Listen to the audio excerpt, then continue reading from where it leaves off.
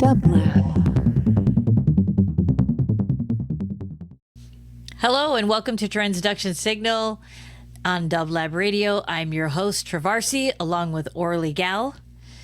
Join us each month on DubLab Radio for our show as we are joined by a featured guest who will share a live performance, and then we'll get into their setup. They'll give us a breakdown and then talk about their musical journey, what they have going on in their lives, what's coming up.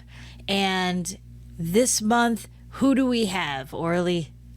We have Kris Vanderheyden, aka Insider. He is hailing from Belgium. He is a pioneer of techno and electronic music. He's signed to record labels like Music Man, RNS, Bonsai Records. I mean, the list is insane.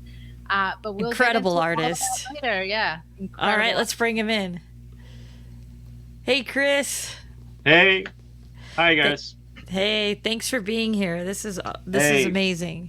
Thanks for having me. Well, we would like to play your performance, but before we do that, is there anything that you want to say about it before we just jump right in and get going? Yeah, well, the thing is, I'm like a late bloomer in Eurorack, if I can say it like that. So I became interested only 3 or 4 years ago, because I like analog stuff, as you see, and I have a nice analog board also, was custom made. And then I wanted to see where I can take sound sculpture from a Eurorack perspective.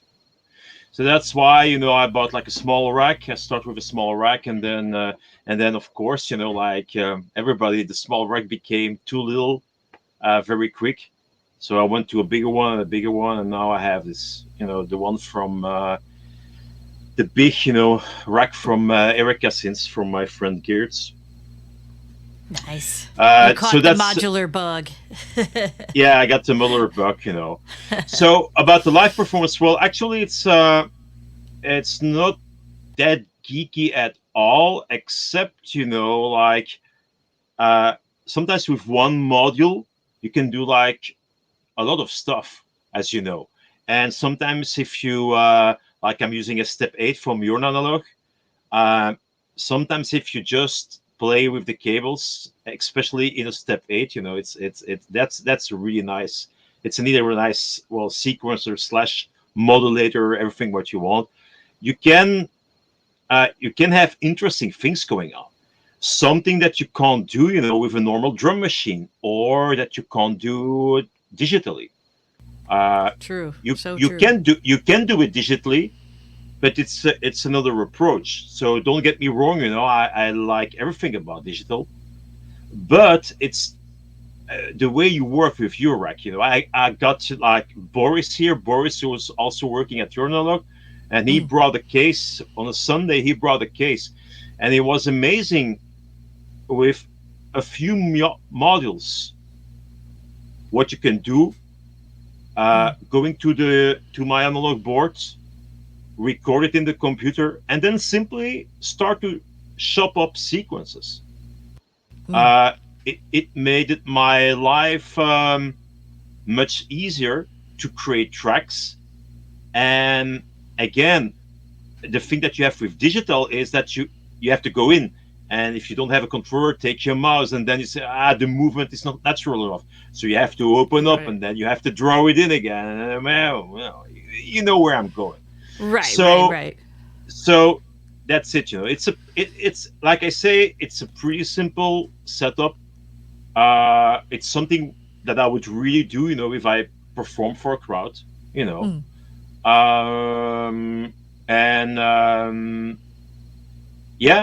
I don't know. Yeah. I'm excited to hear it and to see it and get into. I'm sure we'll have a bunch of questions afterwards. So, okay, cool. All right, so I'll ask everybody to mute up, and here we go.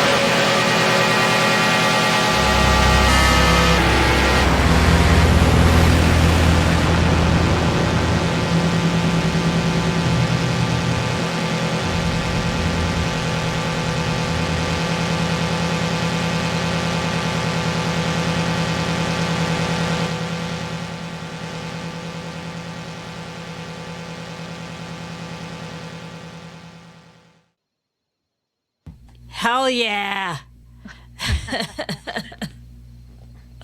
That's awesome. I have so many questions. Shoot. Orly, do you mind if I start? No, please go ahead. Okay. All right. So before I forget, because you had this big, amazing rack, what filter was that? A filter that you were grabbing? The silver panel with the black knob? Yeah, well, my filter 8 is at Brice Deleu's house, so I didn't have that one here. Brice, who is from Checkmat. But I used the ripples. The ripples. Got it. Okay. That's that. Okay. No, I really enjoyed the layer of drums, the percons, yeah, I mean, it just sounded so sick. good. Yeah. Yeah. But you were layering the kicks with the kick from the rack? No, I have like an early prototype of the Batteram from Checkmat, their kick module. Okay. They Francois came to my place, and he gave it to me like 1 year before it came out. And actually, what's funny, I have the front plate. It's not a metallic plate. It's like just like the plates, a solder plate, who is like with a sticker on. Oh, okay, like their prototype. So it's just like their prototype, and he came together with the guy. I forgot his name. It's like a guy who did like what's his? I don't remember his name anymore. But it's a guy, they did it with a guy, and they came here, and they asked me, okay, how would you work with that? And then I tried to model out why they were here. I said, wow, that sounds cool. I say, wait, let's put that on my analog mixing board. And of course, on an analog mixing board, you start to drive the inputs, and then you have direct access to EQ. So for me, it's easy. I'm coming from there. So I'm driving. I know how to drive. And then I put the EQs in. And then they were both like standing, like stoke, like static. And they were, oh my God. And then the guy who did like the whole development, he said, okay, I know what I have to do now to make it even better. Oh, so nice. So you help them like learn to like shape and bring out what it could do more. Bringing out the sound. No, listen, honestly, I didn't do jack shit, if I can say it like that. The thing was, they gave me the module, and I used it, or I abused it like I, as a musician, would do. Well, they can give the same model to Orly or to you, and you would do something completely different, which is also interesting for them with it. But I'm the guy, like I'm from the beginning. I'm like the wall of sound in techno, always with being. I'm coming from a background from the Sex Pistols and from hard rock, so it means the sound is always right there. Nice. So when they say, yeah, we're going to give you a new one, like a real one, I say, no, I'm keeping the prototype. Nice. And then I know you have a great relationship with Gertz, which I love Gertz. Yeah. He's awesome. So I saw like you had like a bunch of, really cool like Erica synth stuff in there. Yeah. What was the voice, the ooh, ah, that voice, if you will, that eight, what was that? Okay.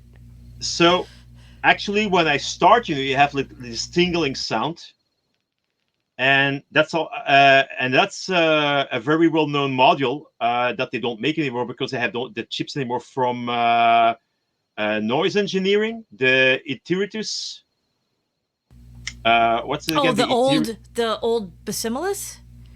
Yeah, the Basimilus Iteratus. Yeah, they're kind of FM. Like crazy module, and so because I'm like, it's derived by the step 8 from your analog, which is an other genius module, and I like that a lot because it's hands-on. Well, actually, maybe you saw during the performance, I was like putting the cables on a different space, in the your analog, which every time it steps through, it can trigger, but it can also do like sequencing, but it can also just give triggers out, and so that's what I'm doing. And when I put it in another place, and I just switched a little knob, it becomes like the which is Okay.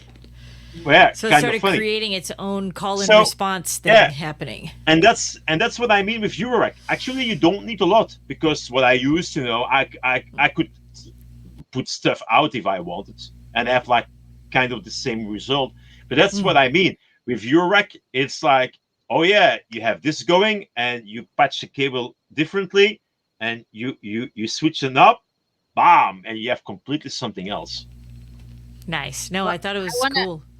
I want to piggyback on that and ask you what you're taking on the road with you. Are you using it modular on the road now as well? No, not Yeah. not So yet. yeah, going into the new setup. So yeah, I like. Yeah. Yeah, Do well, you the thing take is, that setup, or do I you have build like another I one? yeah, but no, but the thing is, I have like this a big case, and there's like a mixing board inside, the one that Richie Houghton developed, which I like a lot, because you can cut like a studio mixing. You can cut, and then you can boost like the Q in the mid. So it's a very nice board. And I have also like a kind of a 303 ripoff, inside. But maybe, and I asked Joran about it. I want to have like a small Eurorack unit who goes in instead of the 303, goes in there, and with like one oscillator and one step 8, and maybe do and then start from there, because that's really easy. So yeah, so let's like in terms of your. I don't want to go derail too far from this setup because I have a couple more questions. But since Okay. we're talking about like various setups, I've seen you play with so many different setups, and one of the most recent Erica Synth Garage, because you've done a couple at least. Yeah. You had like a hybrid situation, but it was a smaller setup, but it Yeah. sounded fantastic. You had like I think it was like the SH01. Yeah. I think you had the Geertz. bass line, and then you had Yeah. like the Percons, I believe. Yeah. But then you were running either like a DAW, because I saw like Yeah. the Novation, Yeah. the Because Launchpad Pro. because So were honestly, you layering stuff? Like, is that Yeah. more compact to travel with? I was layering stuff, but all the stuff came from there. I only have like the computer with me, and that's the thing. I took the DAW with me, I took the computer with me, because I had to prepare it a little bit at home, and get stuff in. And then of course there was like stuff done there, like I never save presets on the Perkins. So all what I do, it's like, like it's live. Yeah, and then I had to do stuff at home because I had to bring it there. And then again, I was talking about I never save things in the Perkins, because it was funny. I did like a workshop over there, and Gis was asking me questions. He said, "Yeah, but how do you program?" Because it was an empty Perkins, and so I started to do the workshop, and then I put my hands down, and you hear the rhythm, and then afterwards, Gis was asking me, "Yeah, but how do you know which knob you press?" And I say, "Yeah, I'm sorry, I just know." It's Right, just because from it's intuitive. Yeah, and you say, yeah, because it's directly funky, and say, yeah, it's because I know. Was that a full size Perkins that you had on this Yeah. setup? Because Yeah. Really? It's a black one. I have it. Yeah. He sent it to me like 2 years ago when they only had the blue, so he sent me one in black. Yeah. That I love it. I think like just like the print on mine is, I think That was thing the about catch with the blue first one. But yeah, but contact Yeah. Geertz, he will fix it. Geertz is a cream. It's the creme of la creme, for that. Okay, yeah, I'll reach out to him because I love my Perkins. Poor Garrett, we're gonna be calling him every day. I know, but he's It's great. lighter. Geertz, it's not me. This time, Geertz, it's not me. It's But Them. Gertz, he knows that how much I appreciate him. I love everything that he makes. He's he's awesome, like super smart, brilliant, and very sweet. Yeah. I went to visit him with Joran from Jordanlog at his place, in Riga. It was amazing trip. I know. I still need to get over there. Oh, you should. I have yet to go. I know. I'm waiting for an invite. I want to. Yeah. Geertz, it's not me again.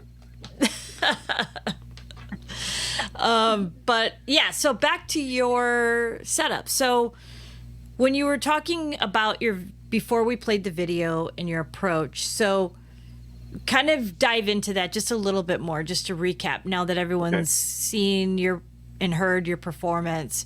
Like, what is your approach then? Like, kind of talk about that. Like, you have all this gear, modular gear. Do you stem record everything? Do you ever say, fuck it, I'm doing 2-track live track, or do you go in always and here it was I have like a small mixer who's in the Eurorack, and from there I go stereo out, and that stereo goes into the analog board, and then the percons went directly into the analog board. That's how I did it. Okay, so at least you have some stemming happening. Yeah, like you have all the modulars together. Yeah, but the thing what I wanted to do, that's the next step. I want to get like another small mixer, but with direct outs, because you don't have a lot of small mixers. It's like the guy from France, who is from Brest, that makes Euroracks. He's also developing like a mixing board with direct outs. Oh, interesting. Yeah, and that's interesting because then what you can do, you can still do your mix, level it out on your direct outs, and then go multi-tracking to your board, because it's an analog board, I can go on each channel, I can say, okay, that goes to 1 and 2, that goes to 3 and 4 of my inputs on my Aurora 16. So I can directly do a split and then do a real multi-track recording of everything who is in thing. But because that's missing, there's like I think it's like one company who has like a decent direct out, 5 direct outs. Which company does one, and then WMD, the performance mixer, has a great DB25, and their new mixer that's coming out.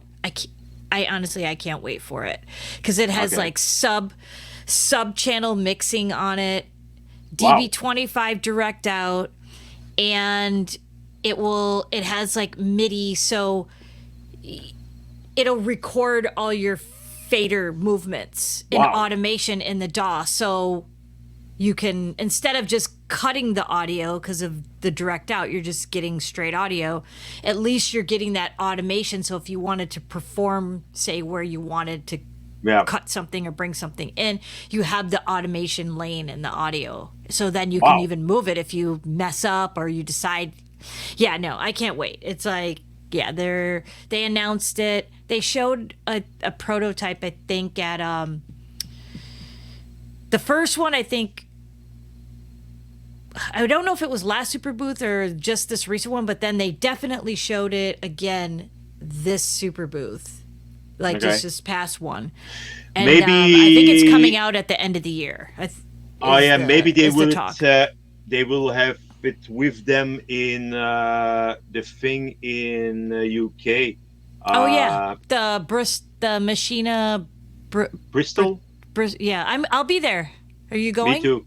Oh, great. I can't wait to see you in person. Yeah. When is that? The second weekend of October. The weekend of October 12th. Yeah. I don't know if I'll still be there, but maybe I'll see you guys there too. Then you can come on by and hang out. That'll be fun.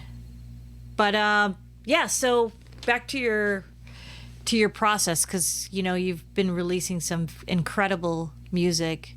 Orly, what was some of the labels again, just to refresh everyone? He's with RNS, Music Man. Hold on. Sorry, Chris, you can jump in anytime now because you have a long list. Yeah, I did so many. I was on internal in UK. Did stuff for Cocoon. Small label, Hidden Symbols. Yeah, Hidden Symbols, incredible label.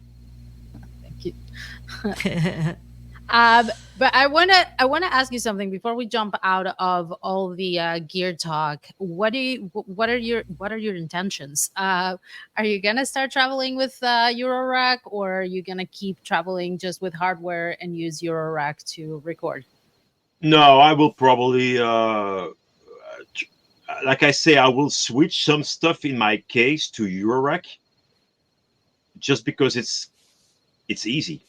I like things easy.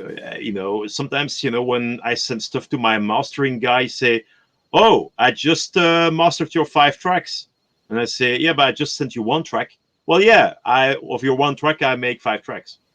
So yeah. So it's always the same joke that he does. Uh, so, but yeah, I make it easy for myself, but the music is very complex. So yeah, it's difficult to explain, but yeah, yeah. That makes sense. It makes When sense. when I when I want to make like a conga rhythm, well, I rather have like a step 8 because you just dial it in. That's it. Right.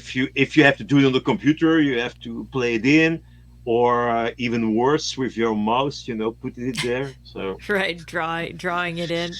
yeah, Which DAW do you use, or DAWs, I'm plural case? I'm on Logic and I'm on Ableton. Okay. In the Um, studio, it's Logic. On the road, it's more Ableton. Okay. Just because of the live aspect, it's a little easier to Yeah, play yeah, hybrid with yeah. It never Ableton and stuff. crashes. Mm. I want to ask you if, well, first of all, you're coming from a background, for those who don't know, Chris comes from a background of working with a lot of pop and rock and punk musicians. And then, well, you've always been in electronic first, right? In techno first. And then Well, yeah, you went because into, in Belgium it was the only way to get records out when I was a teenager. When I was 18, you had like the new beat in Belgium booming. It was a worldwide phenomenon. Um, and the thing was, yeah, I always wanted to make like funk music, like James Brown or like Prince or stuff. I wanted to make that. That was the thing that I had in mind, but it was just impossible in Belgium. It was just not possible. It was not doable, and so you had when I came in, when I started music, my first synth was a W30 from Roland, like a 30 kilohertz sampler. Like everybody had one. Like Liam for the Prodigy used it. Everybody used it, and I had that machine, and you had like I think it was 7 seconds in stereo and 14 seconds in mono on 30 kilohertz. If you went to 15, you get more, but I don't explain you the sound quality. So that's what Right. you got. That's what I had, and and and the thing is, so they came out of the new beat, and then there was like an after new beat. What they did, they still made the approach, was still new beat, but they sped it up. It went quicker, but the bass lines were still new beat.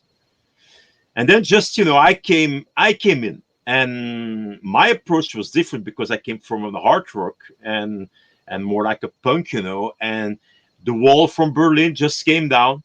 It was like, wow, now if that comes down, now I'm gonna change the world. So that was the whole techno scene. The techno scene it's not, oh, That was what's the techno. thought.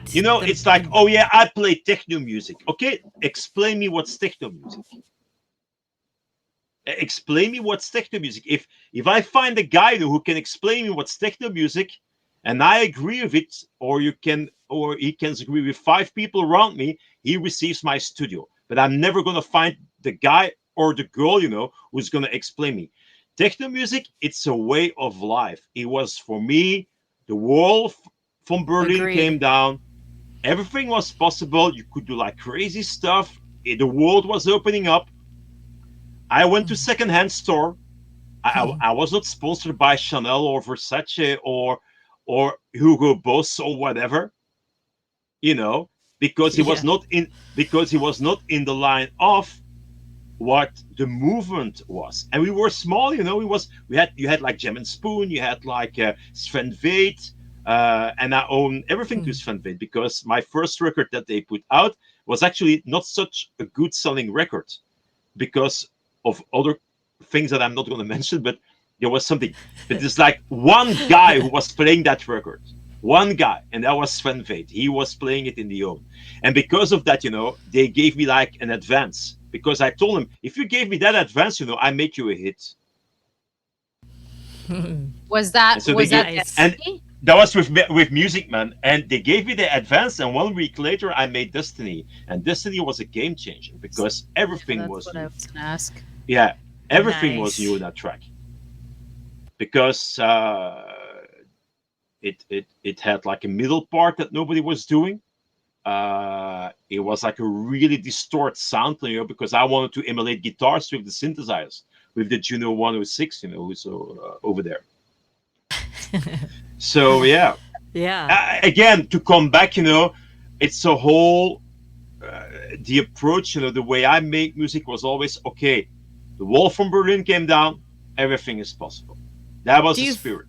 Do you feel like your approach, due to the increase of technology, has moved forward in so many years? You've been doing this for so long. Do you feel that your approach has stayed the same, and if not, like, where has it started to change? Like, in terms of making music from when you... The way that I'm making music is like, I never noodle in my studio. That's an advantage because you don't losing time, but it's also a disadvantage because if you have like a song in your head who's completely finished, and I told that to Orly how I work. So, well, you have the sound in your head, and it means you have to get the sound out of the machines.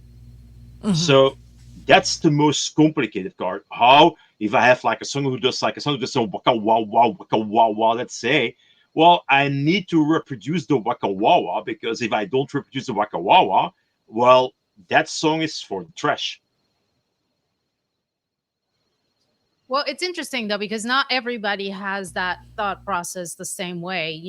There's people that approach music and just come in and see what comes out.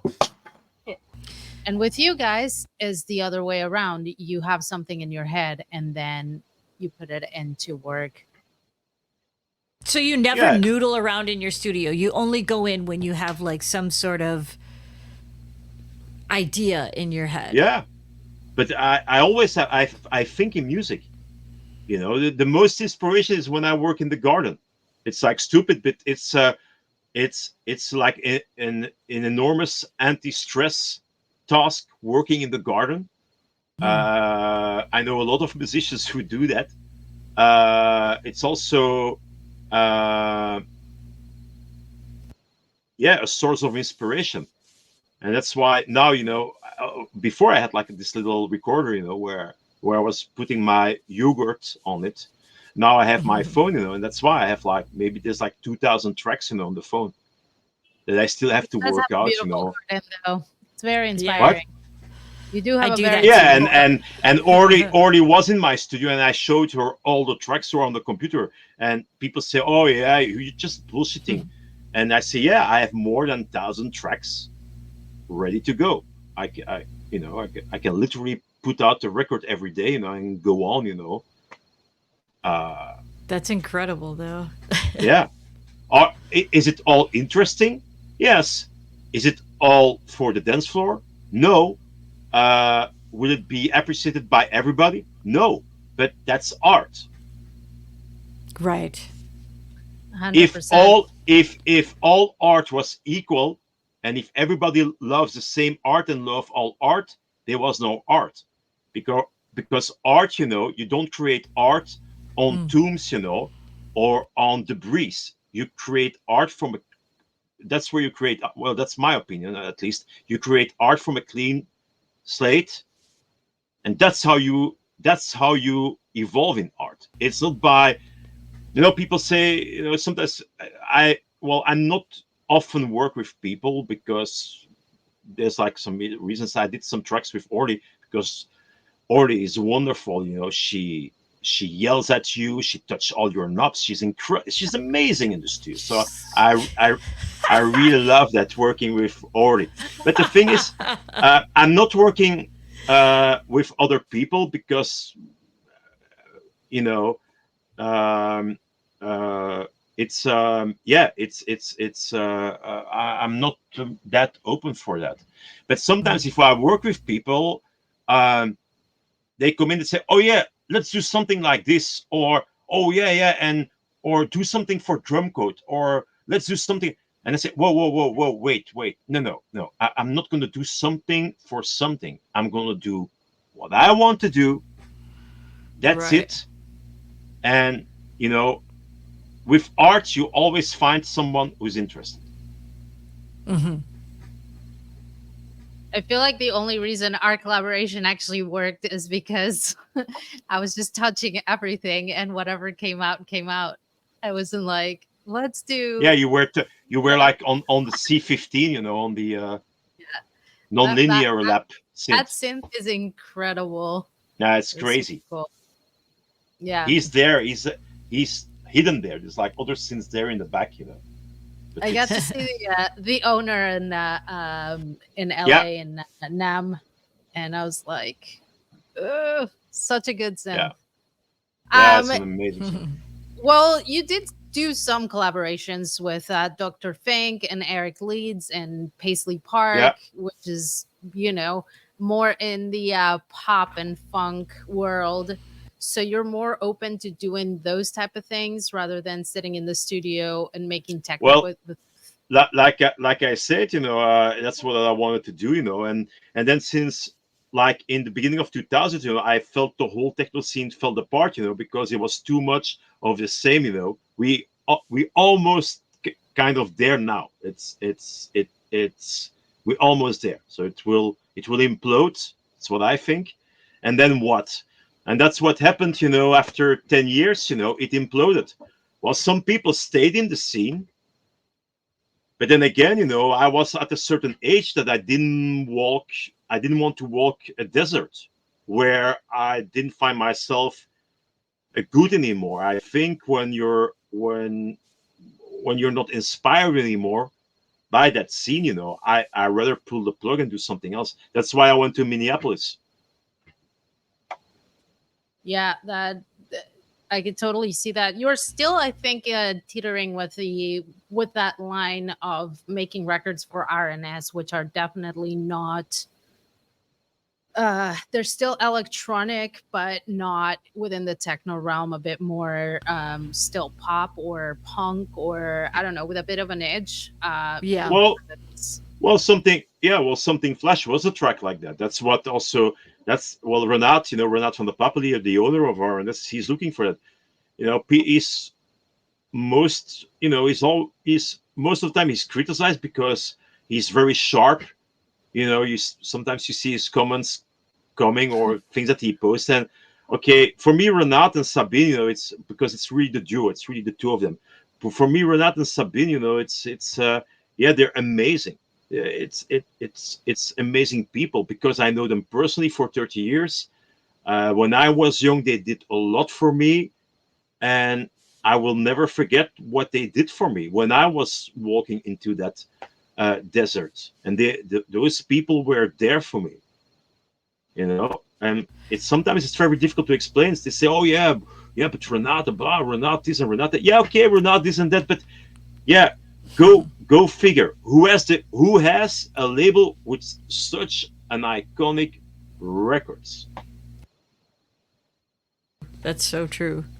Give me a label who has Joey Beltram, who has Mentasm, who has Aphex Twin, who has name them. The list is incredible. Well, I think there's two sides to Renard. Renard's a super charismatic human being, but he can be a bit crass. That's Yeah, all it is. but But I think artists are, that's how we are. yeah, okay, but Renat, yeah, okay, Renat is. That's always say, yeah, Renat is doing Renat, but Renat, believe me, has his heart on the right place. Yeah. Can we talk about your record label, please? My record label? Yes. Yes. Yeah. Yeah. Okay. Ask. What do you want to know? Well, first of all, I have a little insight that is going to be in Japan. Is that correct? Uh, yeah. Yeah, It's fill us in, because I have Kris. like I have my nephews. They're like half Japanese, and I'm the guy with the crazy ideas. I have like a crazy ideas every 5 seconds, so that's a problem. But that idea stick. So what I'm going to do with the label's going to call Mentala Records, and uh, what I will do, it will be like uh, also for the Japanese market, but everything will be rhythm in Japanese, also on the record. What do you mean So by it's just rhythm in written Japanese? What do you mean? like the titles will be Oh, written written. Okay. written, yeah, yeah, Mm-hmm. not You were talking rhythm, about huh? like rhythm. But I was written. No, like, Orly, what is the Japanese no, rhythm? no. But do But it'll explain. still be electronic music, like, correct? Well, it will Or come out, because here is the thing. It should be launched like a long time ago, but then the COVID thing came, and then everything scrambled again, and then of course I had this release on RNS, and I did like a bunch of other stuff. Um, but the thing, was always okay. We do like one artist, let's say Orly, and then I will bring out an EP. But here's the thing: when you do that, it's people is always, oh yeah, we like that track, and then yeah, the other two tracks, I don't know. So I went off of that idea. So what I'm gonna do, I'm gonna like make some kind of samples of samplers. I don't know how you do, how you say that, and it will be like three or two or four different artists for each release.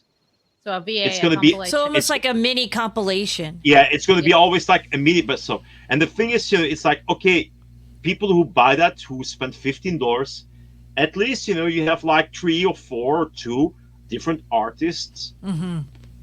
on the And you're label. you're only pressing vinyl for the record label, yeah? Yeah, it will also go digital, and it will be on a on wide vinyl, like a little bit like this one. This is the latest release on vinyl. It's the rework that I did from Dr. Five's Acid Story. It's Nice. two. It On has white two. vinyl. Yeah, like marbled. See, will be like that. Very Sick. nice. Yeah. Yeah. Very sick. I'm I'm Yeah. excited. Like, this is So great. that's the idea. That's the idea behind the label, and then you're gonna say, okay, another record label. Yeah, another record label. I mean, we've been talking about this record label since pandemic, and I think it's time, Yeah, Why sure. not? Why not have a record label if you can? If you can handle it, and that's something that you've been thinking about, then yeah, more power to you. Especially in your career, all the things that you've accomplished, different artists that you've worked with, the different genres. It's just, Yeah, that's the thing. it makes I'm not sense. like, yeah, I can make that kind of genre in music, and the day after I do something else, and I do that. So it becomes like really, the record label has to be like my personality. Like it can go from A to Z, but then and everything in between, actually.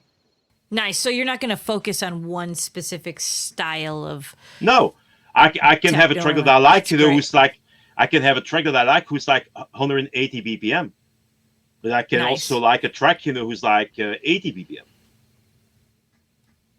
That's nice not to have a box. Yeah, I want to. the thing is, the thing Yeah, is Orly. what look, if you go to a restaurant, it's like a simple thing. You go to a restaurant and they gave you the menu, and on the menu they say, oh yeah, there's steak with fries, and then you're gonna turn the menu and you say, sorry, yeah, that's it, steak with fries. What you want, Right. you want a menu with other stuff that you have a choice.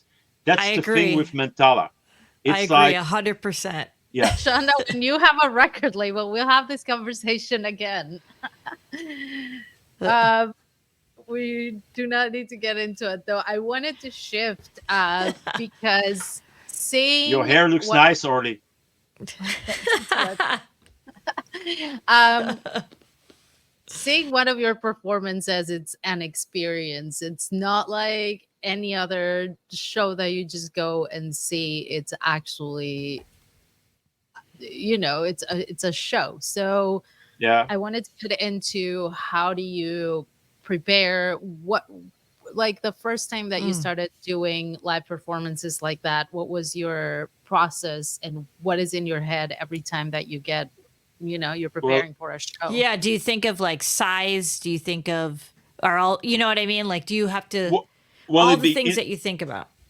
in the beginning when I was doing my live shows, like beginning of the 90s, the whole studio went with me every time. You got Wow. the Atari computer, and you had like the three synths and the sampler, and I demolished every weekend. I demolished the whole studio because I was living at my parents' place. Brought it down, three floors.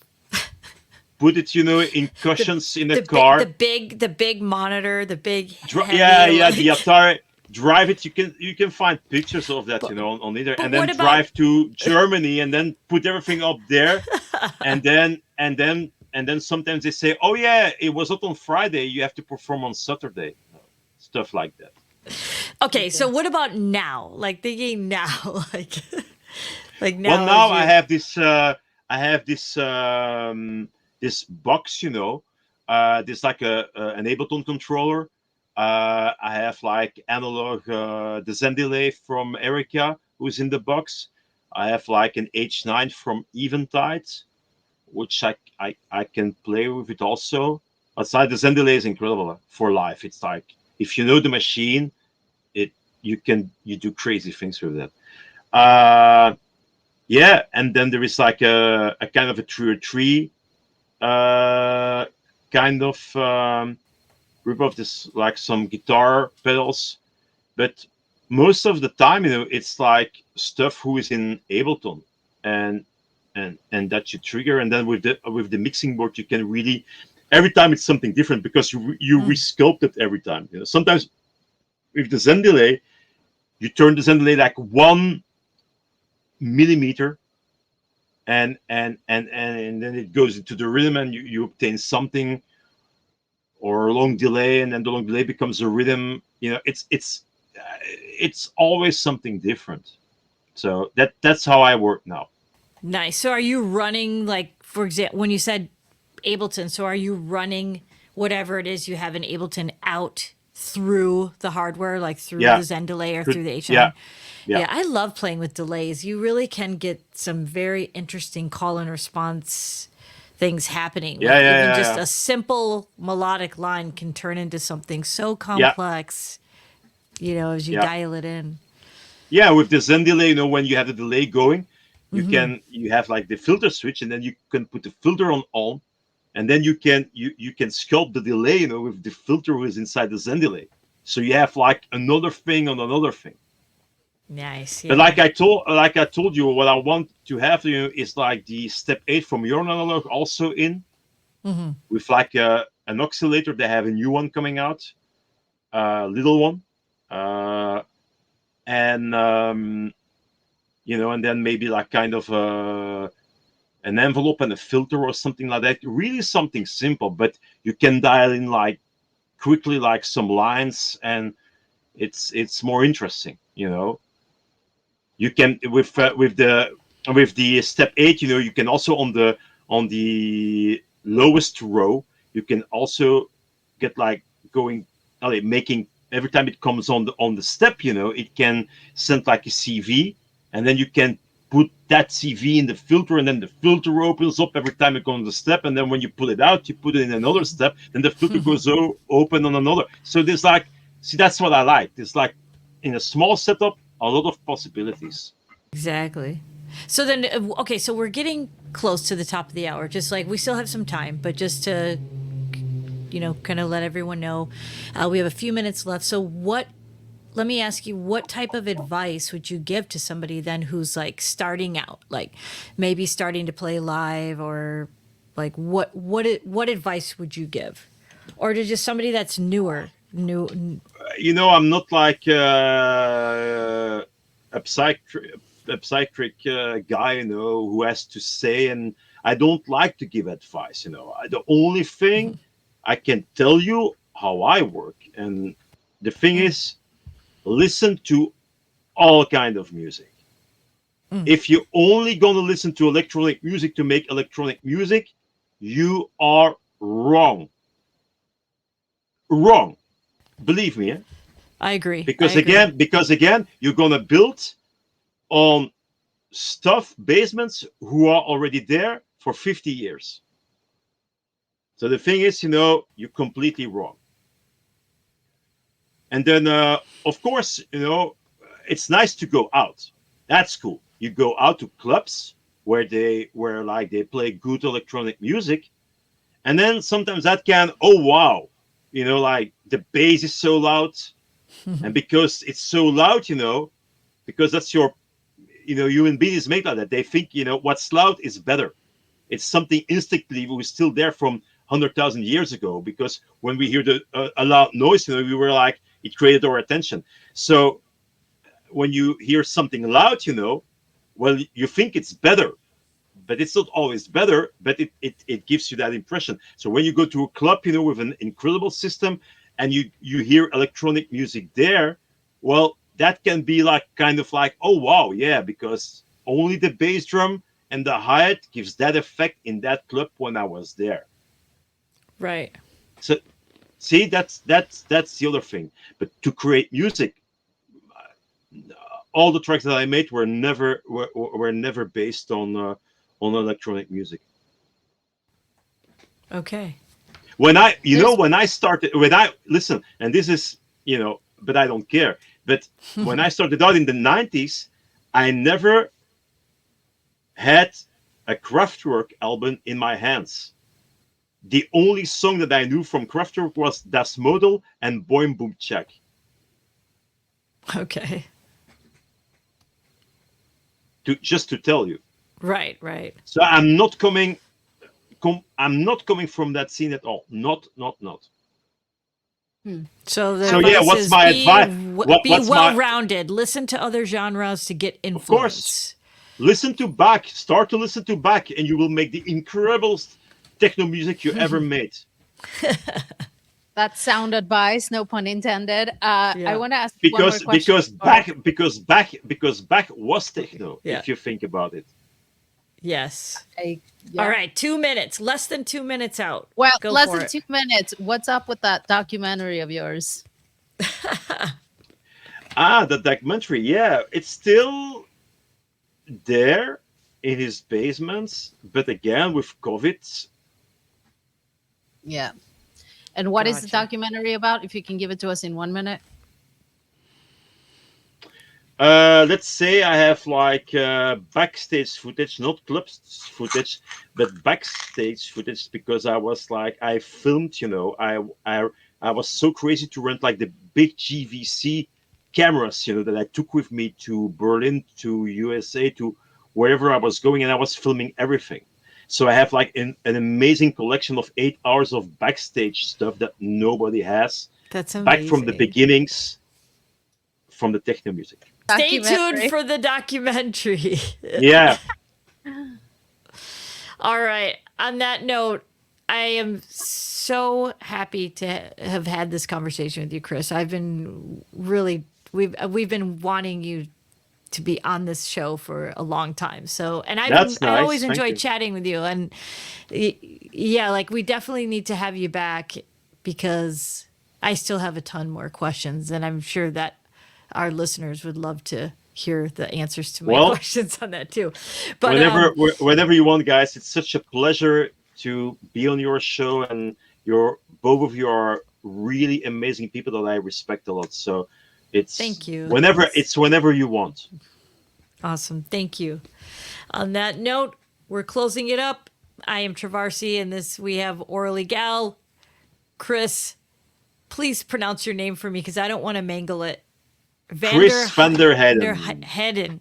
Vanderheyden. Yeah. Vanderheyden. Not Haydn, because that sounds German. Hayden. Got it. Yeah. From Belgium. And this is Transduction Signal on DubLab Radio. Tune in. See you next month.